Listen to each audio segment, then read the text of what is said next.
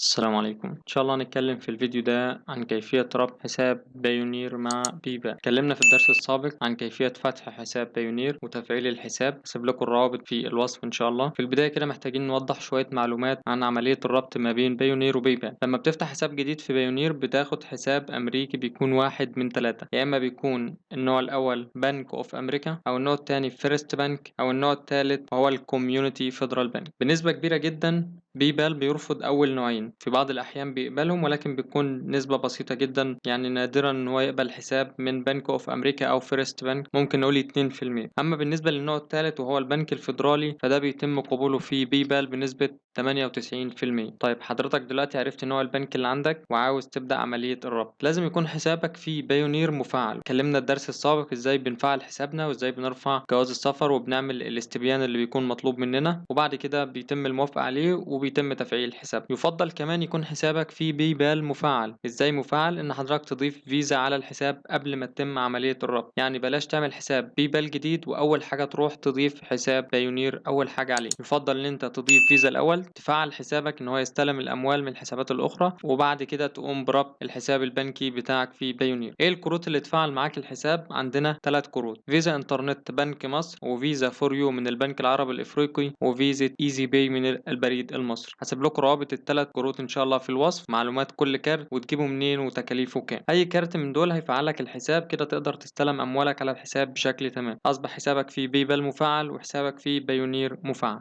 بعد كده ننتقل مع بعض لخطوة إضافة الحساب. تدخل على حسابك في البيبال وبتضغط على ربط حساب بنكي. بتحدد هنا نوع الحساب، حساب توفير ولا حساب جاري. حساب بايونير بيكون حساب جاري، بيطلب منك رقم التوجيه ورقم الحساب.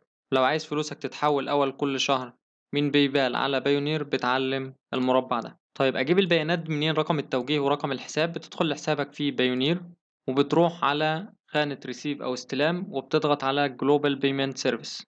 بيظهر معاك في الصفحة دي هنا الحسابات اللي بتكون معاك: حساب دولار ويورو وجنيه الاسترليني.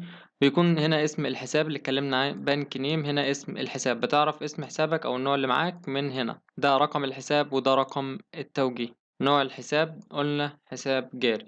بتاخد البيانات دي وبتروح تضيفها داخل حسابك في البيبال وبتعمل موافق وإضافة. طبعا أنا ضايف الحساب فمش هقدر إن أنا أضيفه مرة تانية، ولكن كتبت لكم مقالة بتشرح الموضوع بشكل مفصل. بنضغط على إضافة حساب بنكي، بعد كده ربط الحساب زي ما قلنا. نختار حساب جاري رقم 1 و2، رقم الحساب ورقم التوجيه البنكي. بنجيبهم منين؟ بندخل على زي ما قلنا Global Payment Service.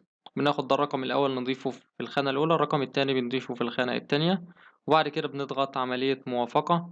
بيتم ربط الحساب عادي جدا، مفيش أي مشكلة. طيب لو طلع الحساب اللي عندك هو النوع الأول أو النوع التاني، هتقوم بعملية الربط دي أول مرة. تم الربط معاك تمام جدا. لو تم الرفض بتقوم تصور الشاشة اللي موجودة وهتروح تتواصل مع الدعم في بايونير وتطلب منهم يغيروا لك نوع الحساب إلى البنك الفيدرالي عشان تقدر تربطه مع البيبال. الفيديو القادم إن شاء الله هنتكلم عن طريقة التواصل مع الدعم في بايونير، سواء بالاتصال أو من خلال الشات اللايف شات أو من خلال أنت ترسل رسالة لهم. في ناس هتقول لي ازاي هروح اتواصل مع الدعم في بايونير واطلب منهم تغيير الحساب عشان اربطه مع البيبال؟ هو مش التعامل بين بايونير وبيبال وقف؟ للاسف انا وضحت المعلومه دي كتير جدا. التعامل بين بايونير وبيبال ما زال مستمر وما زال قائم، ولكن النقطه اللي الناس مش قادرين يفهموها ان دول بنكين منافسين لبعض، فطبيعي جدا ان بيبال ما يقدمش تسهيلات لعملاء بنك اخر. فهتفضل تسمع جمله ان التعامل ما بين البنكين وقف كتير جدا ومن ناس كتير، ولكن الكلام ده غير صحيح. التعامل ما بين بايونير وبيبال ما زال موجود وما زال قائم، وما زال في ناس بتسحب فلوسها عادي جدا كل يوم. تقدر تجيب سيرة بيبال قدام الدعم في بايونير عادي جدا، لكن العكس ممنوع. ما ينفعش تروح قدام الدعم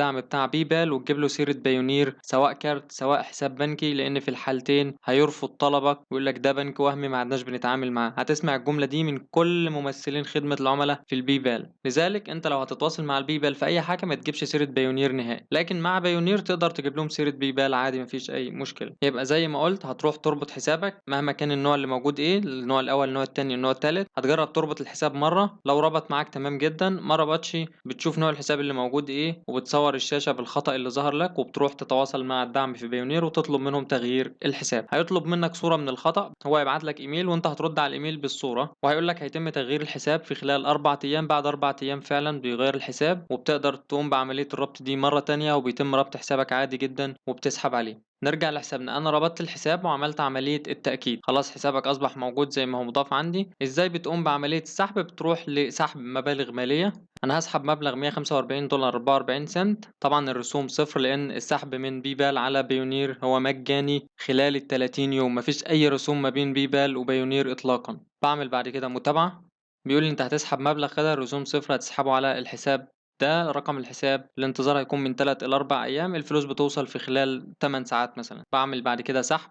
كده تم سحب المبلغ بنجاح. تقدر تسحب في أي وقت في أي يوم، مفيش أي رسوم إطلاقا ما بين بايبال وبايونير. لما رصيدك بيوصل على بايونير تقدر تسحبه بكذا طريقة زي ما قلت قدامك، إن أنت تربط حساب بنكي على بايونير وتسحب من خلاله. قدامك الحاجة التانية إن أنت تقوم ببيع رصيدك لوسيط. آخر اختيار وهو إن أنت تسحب من الكارت الخاص ببايونير من أي ATM، والخطوة دي أنا لا أنصح بها على الإطلاق، لأن بايونير بيخصم مصاريف عالية جدا في السحب من الATM. هيتخصم منك أقل حاجة $2.5 لكل عملية سحب، هيتخصم منك 3 من 2% ل 3.5% رسوم تحويل عملة، وده طبعا مبلغ كبير جدا. في ناس سحبت من خلال الكارت الدولار وقف معاهم على 15 جنيه 39 قرش، في ناس سحبت وقف معاهم على 16 جنيه و40 قرش، وده طبعا قليل جدا عن السعر الرسمي في البنك. لذلك لا أنصح بكارت بايونير نهائي. إما إن أنت تسحب على حسابك البنكي أو تبيع الرصيد لوسيط. في وسطاء كتير جدا بيشتروا. كانت طريقة ربط الحساب وازاي تسحب على حسابك بكل سهولة. لو في عندكم اي اسئلة او استفسارات تواصلوا معنا من خلال صفحة وسيطنا او سيبوا لنا تعليقات اسفل الفيديو. ما تنساش تشترك في القناة